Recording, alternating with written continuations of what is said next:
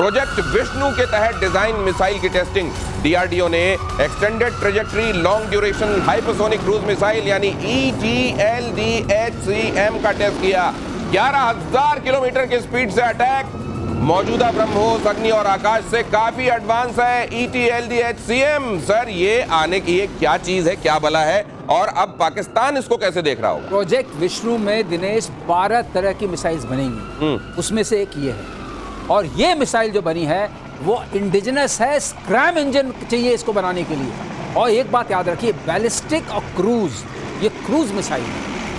Cruise missile का मतलब यह है कि कोई भी radar, forget about Pakistan, China, कहीं भी इसको न तो पकड़ पाएगा, टेरेन हगिंग जा सकती है, मतलब बिल्कुल जमीन के आस जमीन से चिपक के और उसको पकड़ेंगे कैसे आप, और बीच में मैनोवर कर सकते हैं आप इसको, तो यहाँ से वहाँ भेज सकते हैं। बैलिस्टिक में प्रॉब्लम ये होती है कि उसकी प्रोजेक्टाइल होती है, एक तो टाइम मिलता है, आप देख सकते हैं जमीन के करीब होगी। ब्रह्मोस से 3 गुना कहते हैं, 8 गुना, 8 गुना स्पीड है। ब्रह्मोस से 8 गुना ध्वनि की रफ्तार। ओह माय गॉड, 8 गुना ध्वनि की रफ्तार से 11,000 किलोमीटर। हाँ, मतलब ब्रह्मोस की रफ्तार से 3 गुना ज्यादा, आवाज की रफ्तार से 8 गुना ज्यादा। जमीन के करीब राडार तो भूल जाए किसी भी तरीके का पकड़ने से। कोई अभी तक तो कोई नहीं है। रेंज 500 को चैलेंज कर सकती है। सर, रेंज क्या है पाकिस्तान के हिसाब से, जरा रेंज समझाइए। पाकिस्तान तो 1500 2000 तक है। पाकिस्तान तो तब पार करे जब इसका तेल खत्म हो जाए। ठीक है, वो जो स्कूटर को टेढ़ा करके स्टार्ट करके निकलते हैं ना पेट्रोल पंप तक, उतने में तो पाकिस्तान को ठोक देगी। और रिजर्व लगने से भी आगे वाली स्थिति आ जाए तब भी ये पाकिस्तान को तो पार कर ही लेगी। और अब भारतीय नौसेना का अल्ट्रा एडवांस युद्धपोत, अगली खबर देखिए, भारत कैसे दिनों दिन सशक्त होता जा रहा है उसकी खबर देखिए। अल्ट्रा एडवांस युद्धपोत पहले दौरे पर चेन्नई पहुंचा। चेन्नई पोर्ट पर INS नीलगिरी का जोरदार स्वागत। स्वदेशी INS नीलगिरी अगली पीढ़ी का स्टेल्थ फ्रिगेट। 15 जनवरी को पीएम मोदी ने युद्धपोत का कमीशन किया था। आप देख रहे हैं नेवी को हर दिन कैसे स्ट्रांग बनाया जा रहा है। हर एक दिन आप नेवी से जुड़ी कोई ना कोई खबर देखते हैं, और इसकी वजह यह है कि भारत ये समझ रहा है, और ये मेजर गौरव आर्य और PK श्रीवास्तव हमारे दोनों गेस्ट आपको लगातार ये बताते रहे हैं कि भारत का जो समुद्री तट है उसको पूरा महफूज करना है, और साथ में चाइना की तरफ से हमारे समुद्री इलाकों में आने वाली थ्रेट को आने वाले दिनों, और पाकिस्तान तो है ही, उसका कराची भी हमको लगातार देखते रहना है। सर, ये हर दिन जी आपको नया चैप्टर अनफोल्ड होता हुआ दिख रहा है नेवी? सिर्फ चैप्टर अनफोल्ड नहीं दिख रहा है, ये चैप्टर इंडिया में लिखे जा रहे हैं, ये सबसे बड़ी बात है। हाँ, ये और नेवी का मैं बता रहा हूं, आज की तारीख में भी 95% of the stuff that the navy uses and manufactures is inside India. Navy का डिजाइन ब्यूरो है, नेवल डिजाइन ब्यूरो इसको बनाता है, डिजाइन करता है। गार्डन रीच शिप बिल्डर्स हैं, कभी आपके मसगांव डॉक्स वाले हैं, मुंबई वाले, वो बनाते हैं। ये सारा का सारा माल अंदर बनाया गया है, स्टेल्थ फ्रिगेट्स बना रहा है। अब देखिए ना, विक्रांत बना दिया कि नहीं बना दिया, तो फिर ये सब क्या चीज है इनके लिए, बहुत बड़ी बात थोड़ा है। So they are making the top platforms in the world for the navy and they are making it in India. ये सबसे बड़ी जीत है। सिर्फ ये नहीं कि नेवी में नया जहाज आया, ये जीत नहीं है कि नेवी में जहाज आया, जीत ये है कि वो it was made in India by an Indian. Bharat की तरफ से बनाया जाने वाला, भारत की ही कंपनियों की तरफ से बनाया जाने वाला, भारत के लिए इस तरीके का एक तरीके से स्टेल्थ फ्रिगेट, दिखाई ना देने वाला फ्रिगेट। सर, ये आप तो हमेशा कहते रहे कि नेवी हमेशा से खुद मुख्तार ज्यादा रही है दोनों के मुकाबले, अगर आप आर्मी और एयरफोर्स की बात करते हैं, लेकिन अब ये कहां जा रही है बात? ये जो स्टेल्थ है दिनेश, ये बहुत मुश्किल है समुद्र में, क्योंकि इसका रेडार क्रॉस सेक्शन भी कम होगा और एकॉस्टिक सिग्नेचर भी कम होगा। अच्छा, क्योंकि सोनार से भी नहीं, सोनार से, हाँ। ये बहुत बड़ी बात है। और ये लड़ाकू शिप है, फ्रिगेट है, और इसके अंदर हमारी, जैसे गौरव ने बोला, ये सबसे बड़ी उन्नत बात यह है कि इसमें अपने देसी सामान लगे हैं। बराक 8 भी है और ब्रह्मोस लगे हुए हैं। तो ये 8 ब्रह्मोस है इसके अंदर, 8 मार सकती है, और बराक 8 भी 4 हैं। तो इसके अंदर सारी क्षमता जो आप देखते हैं, मारक क्षमता और जाने की क्षमता, जैसे क्या कहते हैं मूव, वो भी अपनी अपनी है। कराची में कैसे सुनी जा रही होगी ये खबर? बस हाँ, ये सुनिए, किसी दिन कर दें हैप्पी दिवाली, पता लग जाए कराची में। तो अब 2 स्वदेशी बैलिस्टिक मिसाइल का टेस्ट, अगली खबर देखिए। एक साथ पृथ्वी 2 और अग्नि 1 का सफल परीक्षण। ओडिशा के चांदीपुर टेस्ट रेंज पर मिसाइलों का सफल परीक्षण। स्ट्रैटेजिक फोर्सेस कमांड के तहत मिसाइल टेस्ट। अच्छा, ये मैंने देखा था बीते दिनों, हमेशा होता था कि अगर हम कोई टेस्ट करें तो होड़ लगा के पाकिस्तान कुछ ना कुछ अपने यहाँ जरूर जला के फुर्र करता था। इन दोनों नहीं दिख रहा है। बिल्कुल नहीं, इन दोनों थोड़ा सा पाकिस्तान सहमा हुआ है। सेकंड हैंड कपड़े खरीद रहा है, सेकंड हैंड कपड़ा खरीद रहा है, और सेकंड हैंड मिसाइल वो एक्चुअली क्या करता है, जैसा मैंने बताया था ना, वो हरा पेंट कर रहा है चाइनीज मिसाइल में। उड़ जा काले कागा उड़ जा काले कागा जी। ये कर रहे हैं ये लोग हाँ। Strategic forces command. I think it's a very very big step. ये जो आप कह रहे हैं ना, अग्नि का इन्होंने टेस्ट करा है और पृथ्वी 2, if I am not mistaken, आपने पृथ्वी 2 बोला, बहुत ही शानदार। और अब ये इनको पता लग गया है स्ट्रेटेजिक फोर्सेस कमांड का, ये जो है पूरा फ्रेज एसएफसी का स्ट्रेटेजिक फोर्सेस कमांड, ये दिनेश भाई मैं काफी टाइम के बाद मीडिया में सुन रहा हूं, काफी टाइम के बाद। और जितने भी ये बैलिस्टिक मिसाइल्स हैं और एडवांस सिस्टम्स हैं, ये सब स्ट्रेटेजिक फोर्सेस कमांड के अंडर आते हैं। और ये दिखाता है ऑपरेशन सिंदूर के बाद रियलाइजेशन की कितना इंपॉर्टेंट है। एब्सोल्युटली, जो गौरव बोल रहे हैं उसी चर्चा को आगे बढ़ाते हुए, स्ट्रेटेजिक फोर्सेस कमांड की ट्रेनिंग बहुत इंपॉर्टेंट है। उड़ीसा वाले उसमें सर, ऑपरेशन सिंदूर के समय हमारे जो डीजीएमओ थे, हाँ। वो इसको अब देख रहे हैं सीधे, क्या इसलिए ये चर्चा ज्यादा सुनने में आ रही है? नहीं, इसलिए नहीं। हाँ। इस तरह की दोनों मिसाइल्स का एक साथ करना, जैसे बाई वन गेट वन वाला आता है मामला ना, अच्छा, अच्छा, अच्छा। तो ये भी दिखा दिया कि अग्नि भी चल रही है और पृथ्वी भी चल रही है। तो इसका मतलब strategic forces command is in command of its assets, अपने एसेट्स को कमांड करती है। उसके बाद ट्रेंड लोग हैं, मौका पड़ा तो मारेंगे भी। और चिंता मत करना, पाकिस्तान में अगर तुमको चाहिए तो इसको हम सेकंड हैंड नहीं देंगे, एकदम फर्स्ट हैंड देंगे और एकदम फ्री देंगे, जब भी चाहिए वो बताना। और प्रतिबंध पर नेटो चीफ को भारत का करारा जवाब। हमें पता है हमारी प्राथमिकता, विदेश मंत्रालय ने कहा। रूस से तेल खरीदने पर दी थी बैन की धमकी, अब विदेश मंत्रालय ने कहा दोहरा मापदंड नहीं चलेगा। ऊर्जा जरूरत को पूरा करना हमारी प्राथमिकता, हम वैश्विक परिस्थितियों को देखकर ही फैसले लेते हैं। नेटो चीफ ने कहा था अगर पुतिन ने यूक्रेन पर हमला नहीं रोका तो रूस से तेल खरीदने वाले देशों पर भी बैन लगा देंगे। अब सवाल यह है कि यूरोप के तो न जाने कितने देश अपनी ऊर्जा जरूरतों को आज भी रशिया से पूरा कर रहे हैं, और नेटो कंट्रीज हमको बताएंगी कि अगर तुम रशिया से तेल खरीदोगे तो बैन लग जाएगा। और तुम ये सोच रहे हो कि आज का हिंदुस्तान ये चुपचाप रहकर सुन भी लेगा? पीके श्रीवास्तव सर, ये किस दुनिया में जी रहे हैं? मतलब कितना ये बैन करने लायक है? हाँ? बिल्कुल कोई मतलब नहीं है। अपने आप खरीद रहे हो हमसे ज्यादा और हमें बता रहे हो। और सारे शामिल हैं उसमें, ऑस्ट्रिया, स्लोवाकिया, कोई नाम ले लो, सारे शामिल हैं। और ये बोल रहे हैं, ये बोल क्यों रहे हैं? अब मैं बता रहा हूं आपको बोल क्यों रहे हैं। बोल इसलिए रहे हैं कि कह रहे हैं पुतिन से बोलो भाई बंद करो। अब इनसे तो बन नहीं रही। नहीं सर, ये आजकल एक नया ट्रम्प भी बोल रहा है, ये डर बोल रहा है इसका, डर बोल रहा है, इनसे तो बन नहीं रही। डर बोल रहा है, पुतिन इनकी बात मान नहीं रहा है। नहीं, तो कह रहे भैया आप बताइए। नहीं, आज ये नया चलन चल गया। ट्रम्प ने भी ये बात कही कि अगर चाइना और इंडिया रशिया पर दबाव नहीं बनाते हैं तो इन पर बैन। अरे उनकी अलग अपनी इंडिविजुअलिटी है, वो एक देश है, उसकी एंटिटी है, उसका अपना फैसला है। उसके अगर जो दोस्त है उसके पास जाके कॉलर पकड़ के कहें तो बंद कर, और अमेरिका ऐसा नहीं करने पर सैंक्शन लगा देगा। और हमारे ऊपर और उस अरे सैंक्शन लगाना है रूस के ऊपर लगाओ।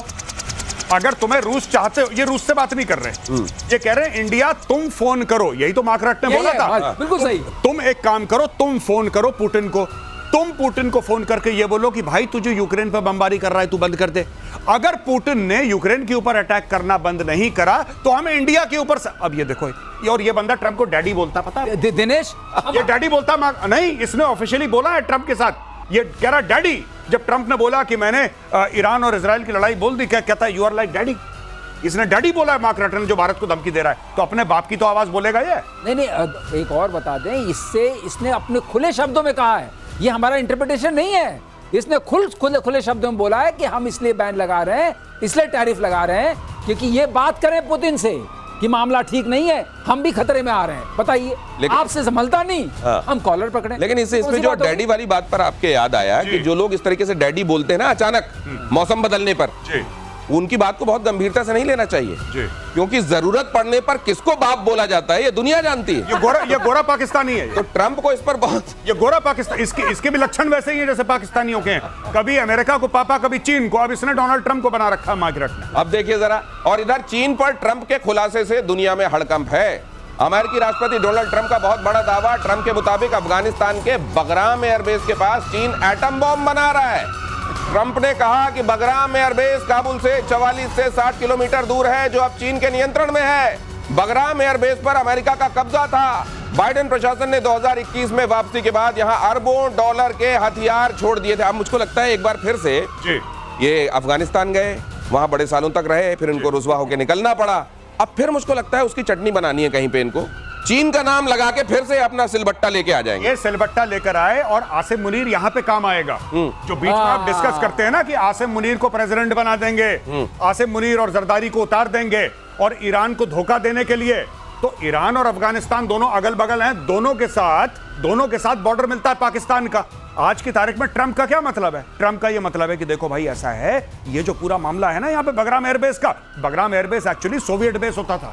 79-89 के बीच में यूएसएसआर का बेस हुआ करता था। उसके बाद वहां पे अमेरिकन आ गए। अब इसका कहना है वहां पे चाइनीज आ गए। और चाइनीज क्यों आ गए? क्योंकि चाइनीज ये नहीं कहते कि अफगानिस्तान में गर्ल एजुकेशन नहीं है, वुमेन एजुकेशन नहीं है, राइट वाइट। वो कहते हैं यार धंधे की बात करो, कितना पैसा चाहिए, क्या माल है। चाइनीज ये बात करते हैं। अमेरिका कहता है हम ये नहीं करेंगे, तुम्हें एक्सेप्ट नहीं करेंगे। चाइना वहां का तो एम्बेसडर था, वो तो शी जिनपिंग से मिला है भाई। हाँ बिल्कुल, वो शी जिनपिंग से मिला है। वो डायरेक्ट बिजनेस की बात कर रहा है चाइना। और चाइना क्यों ना हो वहां पे भाई? तुम वहां से क्यों भाग गए? सबसे बड़ी बात, तुम्हें नहीं भागना चाहिए था। अब ये मैं बता रहा हूं, मुनीर जो है ना, मुनीर के तो हाथ पे लिखवा दो, जो दीवार फिल्म में नहीं कहता ये देखो इसने हाथ में लिखा है, तो यार मुनीर को लिखवाओ कि उसका बाप चोर है। मैं बता रहा हूं, ये बंदा दलाली कर रहा है तुर्की के लिए, ये बंदा दलाली कर रहा है इसके चाइना के लिए, क्योंकि इसके पास पैसा तो है नहीं कि सामान खरीदे। तो कह रहा है ठीक है साहब, एक पे एक रॉकेट फ्री में इतना बेच दूंगा, इतने तुम मुझे दे देना। ये कांड कर रहा है ये सबका। ये है हकीकत। और ये हकीकत इस तरीके से थ्रेडबेयर हकीकतों के खोले जाने का सिलसिला सिर्फ प्रतिशोध में होता है। अब ये देखिए, यमन में ईरान को बहुत बड़ा झटका लगा है। ईरान से आ रहे 7 टन हथियार जब्त हुए हैं, मिसाइल, ड्रोन पार्ट्स और वॉरहेड्स जब्त हुए हैं। हूती विद्रोहियों के लिए ये तोहफे भेजे जा रहे थे, लेकिन हथियारों की एक खेप हूतियों के पास पहुंचने से पहले ही रोक ली गई। ये कार्रवाई यमन की निर्वासित सरकार से जुड़ी नेशनल रेजिस्टेंस फोर्स ने की है। अब देखिए जरा, ईरान को अभी अभी इजराइल ने, आपने देखा, धुआं कर दिया, लेकिन उसके बावजूद हूतियों को, हिजबुल्लाह को कहीं कमी ना पड़ जाए। जिस तरीके से मालिक चिंता करता है अपने साथ काम करने वालों की, उसी तरीके से ये यहाँ पर चिंता में भेजा जा रहा था, लेकिन हूतियों को पहुंचे उससे पहले पकड़ लिया गया। सर ये रसद सप्लाई गजब है। यही तो हम लोग का बात करते थे कि माल वहीं से आ रहा है, वहीं से आ रहा है, वहीं से आ रहा है। अब इनका खत्म हो गया। उनको रेड सी के ऊपर अपना दिखाना है कि रेड सी के ऊपर कुछ न कुछ तो डालते ही रहना चाहिए। अब उन्होंने जो है इसको रसद की सप्लाई कट कर दी, क्योंकि इतना मार दिया उनको, इजराइल ने इतना मार दिया कि जो वहां की बची खुची सरकार यमन की है, जो नॉर्थ में ही रहती है, साउथ में इस तरफ नहीं रहती है, उसके अंदर भी इतना दम आ गया कि उसने रोक लिया। लेकिन इसे कहते हैं एम्पावरमेंट। लेकिन मुझको लगता है सर ये एक जहाज पकड़ लिया है, ईरान तो और 10 भेज देगा सर। नहीं, कहाँ है? नहीं, दिनेश चिंता की बात नहीं है। ये बचा खुचा माल आ रहा था, अब स्टोर खाली हो रहा है, क्योंकि जैसे स्टोर पे कुछ बनना शुरू था, ऊपर से धमाका। ये बयान क्यों दे रहा है ईरान? बयान इसलिए दे रहा है क्योंकि मिसाइल अब नहीं है बाकी। अच्छा, तो वो जो स्टेल्थ बयान है, ड्रोन बयान है, 5th जनरेशन बयान है। सर एक चीज और समझ में आ रही है मुझको, कि एक जहाज में 3-4 कुछ वॉरहेड्स, कुछ टूटी फूटी मिसाइलें करके फोन करके पकड़वा दो, और अगली बार हूती वालों को ये बोलो कि भाई नहीं भेज सकता, पकड़ रहे हैं यहाँ पे। ये भी बहुत मुमकिन है कि हो रहा हो कि ईरान खुद ही करा रहा हो, रास्ते में इसको पकड़ लिया जाए, और कम से कम मेरे ऊपर जो प्रेशर है हूती को हथियार भेजने का है, तो मेरा ही आदमी, तो कम से कम मैं कहता हूं बहुत मजबूर हूं अभी। अगली खबर देखिए, मेक इन इंडिया की बहुत बड़ी कामयाबी। भारत में ही फाइटर जेट के इंजन बनाने की तैयारी। भारत और फ्रांस मिलकर बनाएंगे jet engine. Advanced medium combat aircraft में लगेंगे ये इंजन अगर आपको समझना है तो वीकेंड प्रतिशोध इस बार देखना मत भूलिएगा। वॉर रूम वीकेंड प्रतिशोध में हम आपको यही बताएंगे कि फाइटर जेट्स के मामले में हम कहां हैं, फाइटर जेट्स में किन किन चीजों को हम बनाने लगे हैं, और किन चीजों के बनाने में अब भी गुंजाइश है। सर ये कैसी खबर? जी बहुत बढ़िया खबर है। 2 कंपनी से बात चल रही है। अब हम एक्चुअली 3 कंपनी से, लेकिन मैं 2 कंपनियों की बात करूंगा। एक तो फ्रांस की कंपनी है साफरान से बात कर रहे हैं। साफरान वही कंपनी है जिसका इंजन राफेल में लगा है। तो एक तो ये स्टोरी है। दूसरी बात चल रही है रोल्स रॉयस से, जिसकी लग्जरी गाड़ियों के बारे में सब लोग जानते हैं, लेकिन एक बात आप लोग ये भी पहचान लीजिए कि जितने भी बड़े बड़े एयरलाइनर्स हैं या जितने भी फाइटर जेट्स हैं, खासतौर से यूरोप के और कहीं के, इसमें आपको दिखेंगे रोल्स रॉयस के इंजन। तो उससे भी बात कर रहे हैं। वहां पे जापान से भी बात कर रहा है भारत फाइटर जेट का, और ये जो F414 है उससे भी बात चल रही है को प्रोडक्शन की एंड ट्रांसफर ऑफ टेक्नोलॉजी की, जो कि तेजस मार्क 2 की बात कर रहे हैं लोग। तो ये सारी की सारी चीजें अब I think it's only a matter of time. Sir आप बेहतर बताएं। अब ये देश लग रहा है मिशन मोड में है कि एरो इंजन बनाना है। जैसे हम लोग बात करते हैं कि अगर जहाज में 4 चीजें हैं, असला आपका होना चाहिए, मिसाइल्स, ये सब आपका, रडार होना चाहिए, आपका एरो स्ट्रक्चर होना चाहिए, और आपका एरो इंजन होना चाहिए। 3 में है हमारे पास चीजें, एक चौथी की ढूंढ पर। चौथे इंजन मामले में भी हम खुद मुख्तार होने वाले हैं बहुत जल्द, और RIC के फिर से एक्टिव होने के संकेत। बहुत अहम खबर, ध्यान से देखिए।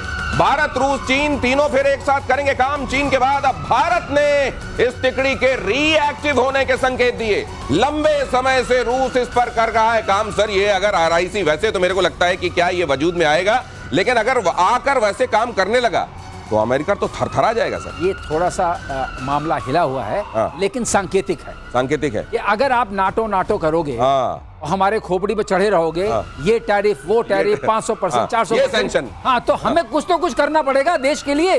और ये सर पॉसिबिलिटीज तो एग्जिस्ट करती हैं, कुछ भी किसी भी संभावना से इनकार नहीं हो सकता। बिल्कुल पॉसिबिलिटीज एग्जिस्ट करती हैं। और अगर मैं आपको बता रहा हूं, अगर चाइना का इतना एग्रेसिव पोस्चर ना होता और चाइना वो सब ना करता, लाइन ऑफ एक्चुअल कंट्रोल पे बदतमीजियां जो चाइना कर रहा है, मुझे लगता है आसानी से बन भी सकता था।